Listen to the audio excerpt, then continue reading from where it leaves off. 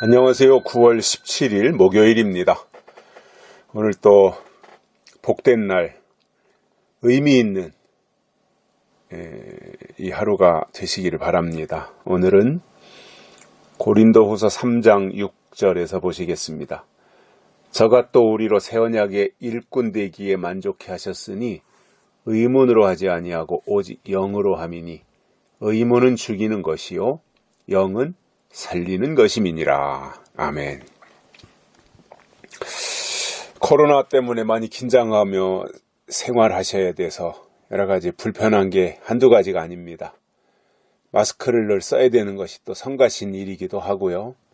그렇다고 해서 또 착용하지 않으면 심리적으로 불안하기도 하지만 어디 다닐 때 사람들의 눈치가 보이기도 하고 또 어디 관공서 같은데 출입을 하려고 하면 제한이 있더라고요.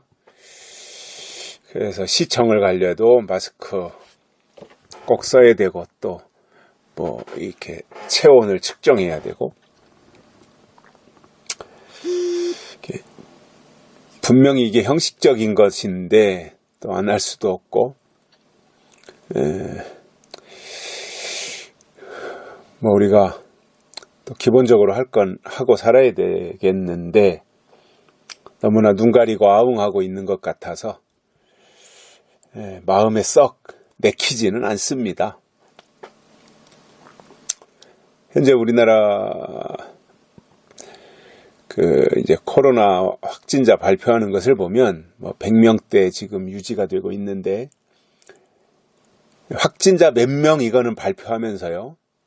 사망자 몇 명 이거는 웬만해선 잘 안 밝히고 더더군다나 오늘 검사를 몇 명 했는가 이건 절대 안 밝힙니다. 이 정권이. 정은경이가 그건 안 밝혀요. 부시시하게 머리 염색도 안 하고 나와서 시골 아줌마처럼 해가지고 이 어리숙한 모드를 가지고 그 사람들을 이렇게 좀 처음에는 그것이 먹혔는데 지금은 너무 좀 식상한 것 같아가지고 좀 그거 뭐라 그래야 되나요? 좀 올바른 정보를 국민에게 전달해주는 역할을 했으면 좋겠다. 저 어리숙한 코스프레는 그만하고 진짜 알 권리를 국민들에게 전달해야 되는데 그게 뭐예요? 코로나라고 하면 뭐 오늘 확진자가 몇 명이다 이게 아니라 몇 명 검사에서 몇 명 나왔다 이게 돼야 되잖아요. 그래야 국민들이 뭐 이거 상황이 심각하네. 이건 좀 여유롭게 해도 되겠네. 이것을 판단할 수 있는데 이 정권은 몇 명 검사 이건 안 밝힌다니까요. 확진자만 밝혀요. 그것도 점점 줄이죠. 8월 15일 이후에 뭐 300 몇십 명인가 400명 가까이 올라갔던 거 점점 낮추고 있거든요. 우리나라가 검사자 수 하루에 몇 명 검사하는가 검사자 수가 세계 112위를 기록하고 있습니다. 매일 112위에서 112위를 왔다 갔다 하고 있습니다. 우리나라가 경제 대국이잖아요. 세계 12위의 경제 대국인데 하루 100만 명당 검사자 수가 110등에서 112등을 왔다 갔다 하고 있다고 하는 것은 이건 말이 안 되는 거예요. 그리고 유럽 같은 데는 본인이 코로나 검사를 좀 의심스러우니까 내가 받겠다고 하면 다 해주는데 우리나라는 안 해주잖아요. 그리고 뭔가 자기들 나름대로 이런 조건 뭐 열이 있고 기침을 하고 뭐 누구 뭐 확진자를 만났다든가 뭐 이러한 뭔가가 몇 가지가 딱 맞아 떨어져야 그때서 검사하거든요. 그러니까 우리나라 현재 요즘 아마 주말에는 한 6,000명에서 7,000명 하고 토요일, 일요일, 주일 그 다음에 평일에는 한 13,000명에서 15,000명 하는 것 같아요. 근데 한 2만 명 정도 18,000명에서 2만 명 할 때 한 300 몇십 명 나왔거든요. 요즘 이제 검사자 숫자를 줄였어요, 많이. 그러다 보니까 이 코로나는요, 검사자 수를 줄이면 확진자 수도 줄어요. 검사자 수를 늘리면 확진자 수도 늘어나게 돼 있어요. 이거는 그만큼 퍼졌다는 이야기예요. 그래서 저는 그런 생각이 들어요. 우리나라 어디건 학교든 군대든 경찰이든 뭐 공무원 집단이든 시골이든 도시든 어느 집단이고 가서 랜덤으로 무작위로 뽑아서 검사를 하면 적어도 10명 중에 2명은 확진자가 나온다라고 저는 생각을 해요. 무증상 포함해서. 우리나라는 의외로 무증상이 많다 그러잖아요. 나는 무증상이었는데 나를 통해서 다른 사람에게 옮겨가면 그 사람은 증상이 나타날 수도 있어요. 그러니까 이러한 것들을 좀 우리가 잘 염두에 두고 이 국가, 우리 대한민국이 불행하게도 코로나를 가지고 선동을 하고 쇼를 하고 국민들을 기만하고 있는데 이러한 부분들에 있어서는 잘못하고 있는 거죠. 그래서 저는 그런 생각을 합니다. 정말 떳떳하다면 이 정부가 그야말로 세계적으로 대한민국이 코로나 대응을 잘한 모범국가다 그렇게 떠들어댔잖아요. 말을 하고 언론에서도 그렇고 청와대도 그렇고. 정말 그 말이 맞다면 하루 몇 명 검사에서 몇 명 나왔고 몇 명이 사망했다 코로나 때문에 이 세 가지를 연결해서 발표해야 돼요. 하루에 15,000명을 검사했더니 200명 확진자가 나왔고 그 중에 뭐 5명이 사망했다. 뭐 이렇게 해주면 되잖아요. 왜냐 질병본부는 하루에 몇 개를 검사했는지 다 파악을 하고 있지 않겠습니까? 그걸 알려주면 되는데 참 이상하죠, 그죠? 왜 검사자 수는 왜 말을 안 하냐 말이에요. 확진자 수는 말하면서 그거 안 할 거예요, 사람들이. 확진자 몇 명이다. 이제 100명 미만으로 조금 있으면 이제 또 내려가겠죠. 100명 미만으로. 자기네들이 방역을 잘해서 내려간 것처럼 이제 국민을 속이는 거죠. 근데 이제 속이는 것도 아마 다음 주 정도까지 속이면 더는 못 속일걸요, 아마.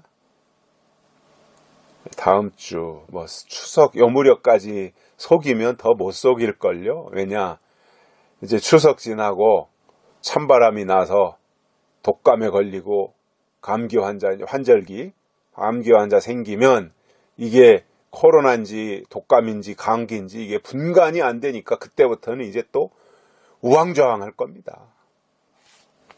또 뭐 2.5단계니 3단계니 막 할 거예요. 그때 가서 어떻게 해야 돼? 미리미리 대비를 다 해놓고 매뉴얼을 다 만들어 놓고 이런 때는 이렇게 대응하고 이런 때는 의사를 어떻게 투입을 하고 어느 병원을 이런 선별 병원으로 정해서 이렇게 대응을 한다라고 하는 그 매뉴얼을 만들어 놔야 되는데 이놈들은 그런 거 안 해놔요. 그리고 그때 맞춰서 자기들에게 유리하게 쇼를 하는 거예요. 쇼도 이제 식상해져 가지고요. 국민들이 3년 반 동안 쇼한 거에 다 이제 알고 있거든요. 참 이러한 부분들이 안타까운 부분이고 좀 빨리빨리 뭔가 좀 새롭게 바뀌기를 저는 바라고 있습니다. 여기 오늘 바울이 말한 내용을 보면 우리가 새 언약의 일꾼이 되기에 하나님이 만족해 하셨다라는 거예요. 새 언약의 일꾼. 근데 새 언약의 일꾼은 의문으로 한 것이 아니라는 거예요. 여기서 의문은 구약의 율법이죠. 율법이 의문의 법이잖아요. 그러니까 새 언약은 구약의 율법, 때가 지난, 계절이 지난, 시기가 지난 옛 법으로는 새 언약의 일꾼이 될 수 없다는 거예요. 그 옛 법으로는, 옛 법은 의문인데 이 옛 법은 그 시대는 그게 통했어요. 근데 새 언약의 일꾼은 의문 또는 옛 법으로 절대 될 수 없다는 거예요. 아니 시대가 바뀐다고 하는 것은요. 우리가 살아가면서도 세상이 바뀔 때가 있잖아요. 2조 500년.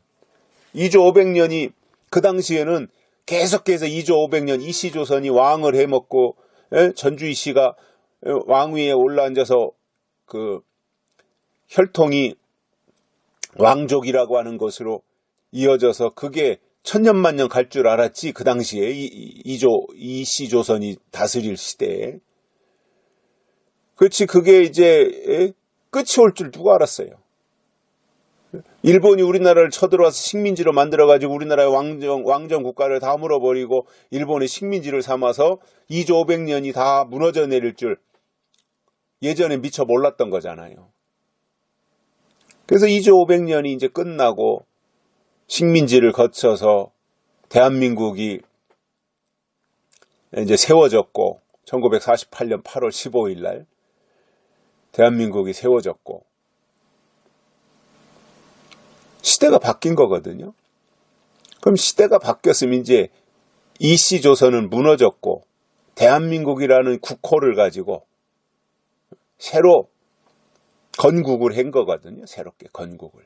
그러면 새로운 사람들이 시대가 바뀌어서 새로운 시대가 됐으면 새로운 사람들이 등용이 돼서 쓰임받는 거거든요. 하나님도 마찬가지예요. 시대가 바뀌면 예수님이 오시니까 시대가 바뀐 거잖아요. 구약이 끝나고. 그러면 구약 시대의 기득권을 가지고 있던 바리새인들을 쓰신 것이 아니라 서기관들을 쓰신 것이 아니었잖아요. 베드로, 야고보, 요한 이런 사람들을 하나님이 불러서 쓰신 거예요. 그래서 시대가 바뀔 때는 새 언약에 속해야 됩니다. 새 법에 속해야 되고 옛법, 묵은 법에 속하면 새 언약의 일꾼이 될 수가 없는 거거든요. 그래서 새 언약의 일꾼은 의문, 율법, 의문으로 하지 아니하고 오직 영으로 함이니. 이제 구약은 끝났고 예수님이 오셔서 새로운 시대가 되었으니 새 언약의 일꾼이 되어야 되는데 그것은 무엇으로 되느냐? 의문, 율법으로 되는 것이 아니라 영의 법으로 되는 것이다. 이제 그것이 성령인 거죠. 시대가 바뀐 거예요. 구약의 율법 시대가 신약의 은혜 시대, 성령 시대로 바뀐 거예요. 그래서 신약에서는 모든 것을 주도하는 것이 하나님의 성령이었어요.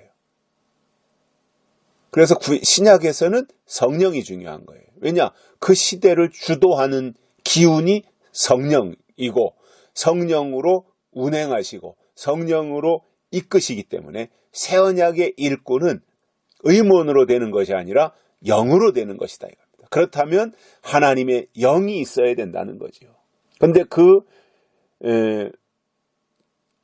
바울이 그 의문의 법과 영의 법에 대해서 오늘 말씀에서 간결하게 설명한 게 이거예요. 의문으로 하지 아니하고 오직 영으로 함이니 의문은 죽이는 것이요 영은 살리는 것임이니라. 의문, 율법, 이건 구약의 법을 말하는 거예요. 이거는 죽이는 것이다라는 겁니다. 그런데 영은, 성령은 살리는 법이다 이거예요. 우리에게 중요한 것은 뭐예요? 죽이는 의문의 법이 중요한 것이 아니라 살리는 영의 법이 중요한 거예요. 하나님은 살리시는 분이에요. 성령은 살리는 영이에요. 성경은 살리는 말씀이에요. 예수님은 살리시는 분이에요. 그렇다면 우리가 살리시는 그분에게 속한 사람이 되자 그겁니다. 살리는 편에 속하자는 거예요. 죽이는 편에 속하지 말고.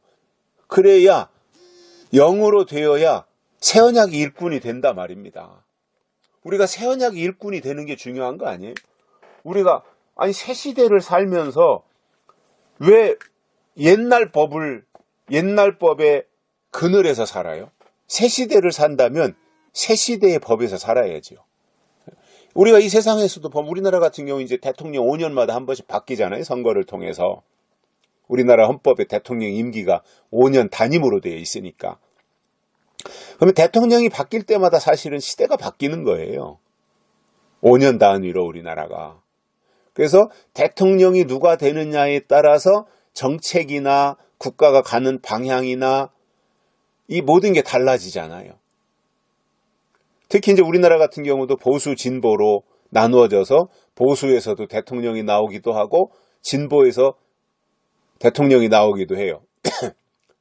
보수라 하면 뭐 박정희, 전두환, 노무현, 이명박, 박근혜 이런 분들이 이제 보수 성향의 대통령들이었고, 진보라 하면 좌파, 김대중, 노무현, 문재인 이런 사람들이 이제 진보 또는 좌파 대통령이잖아요. 그런데 그 차이가 있을 거 아니에요. 보수 성향의 대통령들이 추구한 나라를 어떤 방향으로 이끌고 가겠다고 하는 게 있고, 또 좌파에서 대통령이 나오면은 그 사람들 나름대로 대한민국을 어떻게 이끌고 가겠다라고 하는 방향이 나오는 거거든요. 그런데 이렇게 비교해 보면 간단한 게 그런 것 같아요.